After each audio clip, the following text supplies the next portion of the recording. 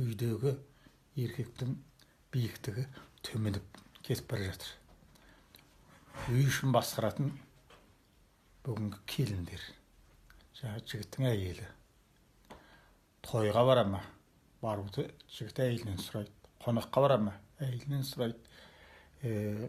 Үйдегі шаруаның бәрі әйелдің қолында. Балалар қазір әкесін әлсіз көреді, шешесін биік көреді. Өйткені көлді отбасын басқаратын, отырыс-тұрысты, жүрісті, барыс-келісті, киім алу, дүние алудың бәрі түгел шешелердің қолында. Бұл шешеміз мықты, шешенің тілін алу керек дейді. Әкесінің тілінде алатын шығар, бірақ әкесінің беделі екінші сатты. Қазір осылай болып бара жатыр. Мұны мен қаладан да көріп жүрмін, ауылдан да көріп жүрмін. Бұрын ауылдағы азаматтар кішкене қаладағы жігіттерден гөрі беделді еді. Қазір бұларда сол тізгінді келіндерге беріп қойды.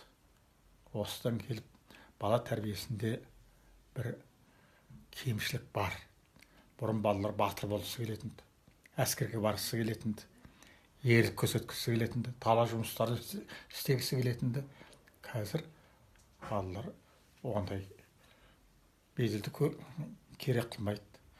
Біздің тұсымызда біз алпамыс батырды оқып өстік, қобыланды оқып өстік. Атқа мінгенде батырша жүргіміз келетінді.